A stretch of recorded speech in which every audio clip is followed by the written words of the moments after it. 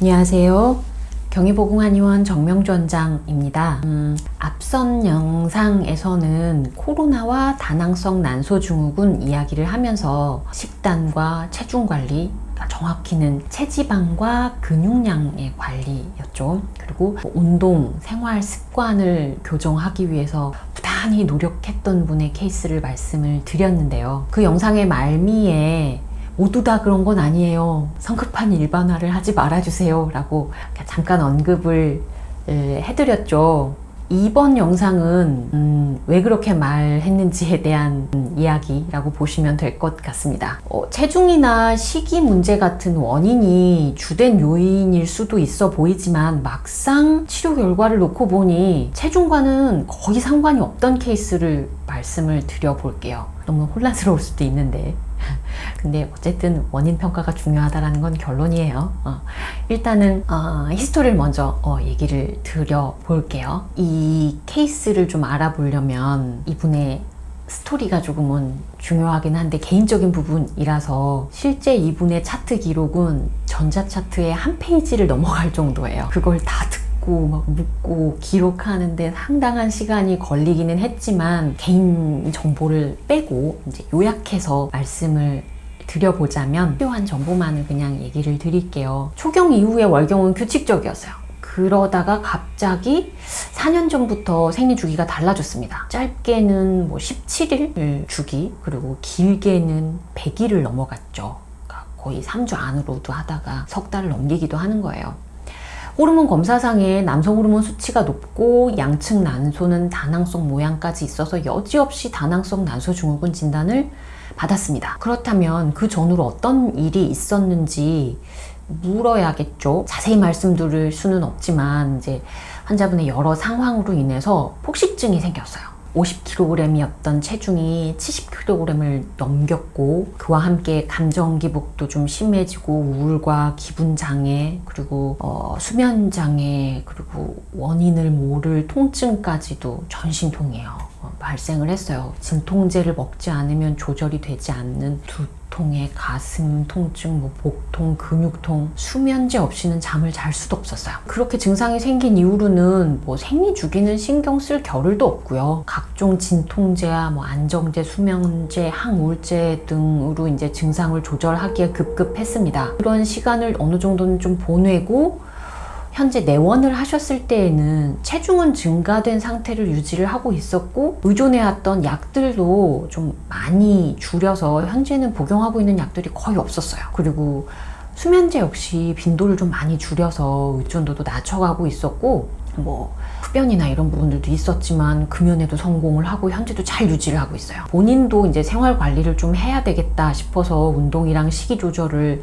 하고는 있지만 체중에는 큰 변화가 없었습니다. 생리불수는 당연히 지속되고 있었고요. 겉으로 이렇게 데이터만 딱 보면 체중 증가, 식이 조절을 필요하겠군, 살을 빼야 생리를 할 수 있겠군 이라고 생각하기 쉬운 상황이었죠. 그런데 오셨을 때도 몸 상태를 좀 살펴보니 다른 생각이 들었습니다. 우울증 약이나 수면제 의존도도 좀 줄이고 생활도 정상적으로 유지를 하려고 부단히 스스로가 노력을 잘 하고 계셨어요. 그런데 이게 생활이 유지되는 거랑 증상이 많이 완화된 거에 비해서 온몸은 너무나 긴장이 된 상태였습니다. 진통제를 먹을 만큼의 통증은 아니었지만 두통이나 뒷목, 어깨를 비롯해서 전반적인 근육은 이제 상당히 강직된 상태였었고 스스로도 이제 약물을 좀 줄이면서 감정을 조절하기 위해서 많은 노력을 하고는 있었지만 이제 불시에 심계항진이라고 하죠. 심장이 두근두근 불안한 증상이 찾아오기도 하고 잠은 역시나 민감했고요. 수면제에 의존을 하지는 않았어도 좀 빈번한 대소변 횟수에다가 조금만 자극적인 걸 먹어도 설사를 하고 소화와는 상관없이 늘 배고프다는 생각이 좀 들어서 폭식증이 생길 때면 기름진 음식을 소화기 상태랑 상관없이 과식하게 되어서 역시나 복통이나 위험 증세가 간헐적으로 이렇게 반복이 되었어요. 본인도 이렇게 불안함을 이렇게 무마시키는 수단으로 먹는다는 것을 인지하고는 있지만 알고 있는 것과 식사 조절 그리고 마인드 컨트롤을 하는 것의 괴리감은 상당히 있었어요. 몸과 마음과 인식이 좀 별개로 엉켜 있어서 통증은 통증대로, 감정은 감정대로, 그리고 자신의 상태에 대해서는 인식이 뚜렷한 만큼 높아지는 목표의식, 이 정도로는 조절은 해야 돼 라고 인식은 하고 있지만 그에 미치지는 못하고 있는 생활, 이런 많은 요소들이 본인의 상황을 좀 이렇게 대변하고 있기도 하고 괴롭히고 있는 상황이기도 한 상태였었어요. 그러한 그 상태에 대한 반응으로 몸은 과도하게 긴장을 지속하고 있었습니다. 그렇다면 이 상황에서 이분한테 체중을 빼고 식사량을 줄이고 운동을 좀 많이 하세요, 이렇게 해야 맞을까요? 아니면 좀 쉬면서 몸을 좀 달래주시는 게 어때요? 라고 하는 게 맞을까요? 저는 후자 쪽을 택했습니다. 식사 조절을 만약에 한다면 상식 수준 선상에서 뭐 규칙적으로 적절한 양을 먹고 뭐 간식을 없애라고 설명드리기는 했지만, 만약에 식사 조절로 스트레스를 받는다면 차라리 조절 안 하시는 게 낫겠어요. 편하게 드세요.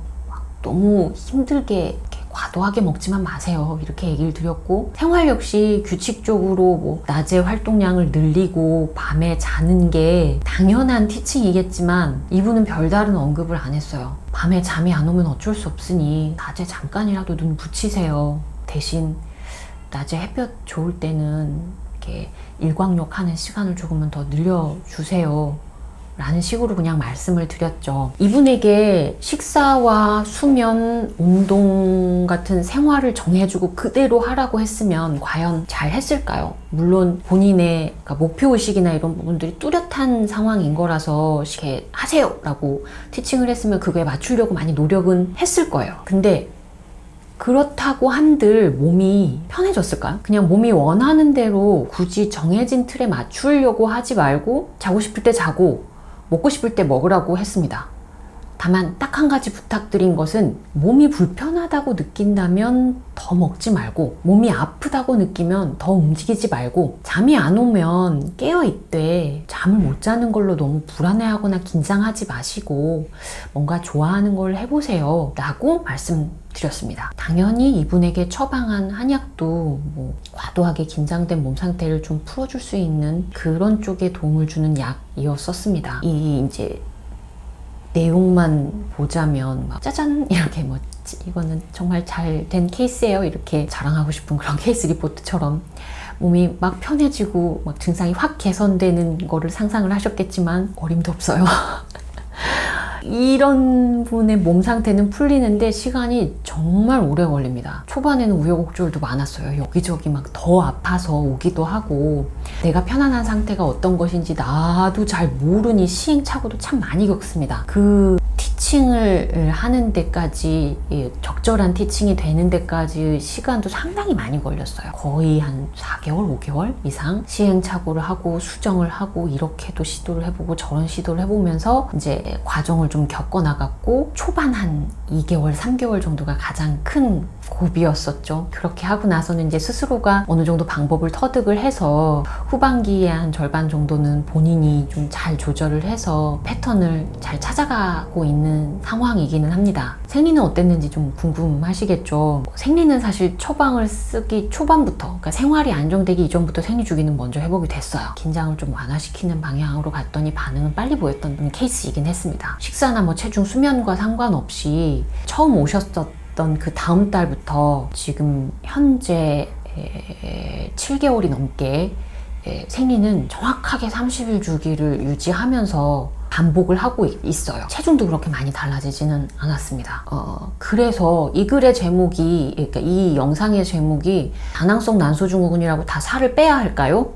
가 된 것이죠. 굳이 체중을 줄이고 뭐 식사 조절을 하고 운동을 어느 일정 정도는 해서 조절할 수 있는 원인의 생리불순이 아니었기 때문입니다. 이분의 생리불순 원인은 다른 데에 있었던 것이기 때문에 체중이나 운동, 식사 이런 얘기를 거의 안 했어요. 그렇다면 다낭성 난소증후군은 체중이랑 상관없는 거야? 라고 생각하지는 않으시겠죠, 설마.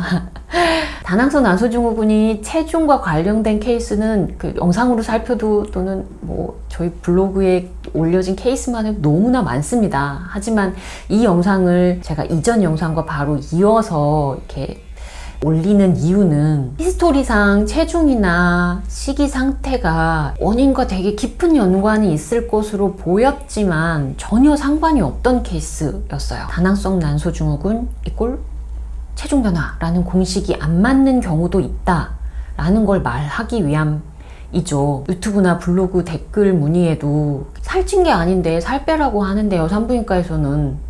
그리고 살찌기 싫은데 병원에서는 더 먹으라고 해요. 생리가 불규칙한데 살 빼야 되나요? 그리고 이렇게 키랑 체중이랑 체성분 분석 이런 거 이렇게 결과 올려주시고 저 빼야 해요? 찌워야 해요? 이런 질문들이 사실 너무 많아요.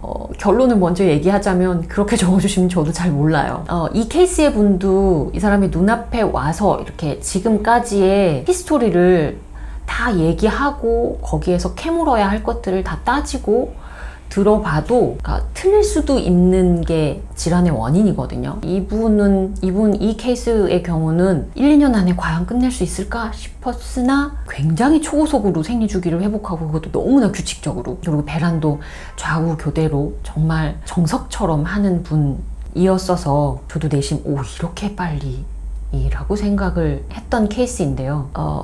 짐작해 보자면 이제 본인 스스로가 본인 몸이 원하는 생활 패턴을 찾으려고 부단히 노력을 많이 하셨어요. 피드백도 저 이렇게 했는데 괜찮을까요? 이런 내용들을 초반에 상당히 좀 많이 얘기를 하셨었던 분이기도 해요. 그렇게 노력도 하시고 그러니까 생활을 좀 본인 패턴에 맞는 생활을 좀 잘 찾으려고 하셨던 게 아마 가장 큰 힘이 되지 않았을까라는 생각이 들었습니다. 역시나 뭐 결론은 나에게 맞는 원인이 무엇이냐를 찾는 게 이제 중요하다는 것이기는 하겠죠. 이 앞선 케이스와 지금 이번에 영상에서의 케이스를 이렇게 연달아서 얘기를 드리는 거는 조금은 지겹지만 정말 겉으로 보기에는 그냥 데이터 상으로는 두 분 다 그냥 체중 증가거든요. 환경 변화로 인해서 식이에 문제가 오고 그렇게 체중이 달라졌는데 어떤 분에게는 정말 철저하게 운동을 하세요, 식사량을 조절하세요 이렇게 해서 유지를 시키는 분인 반면 이 케이스는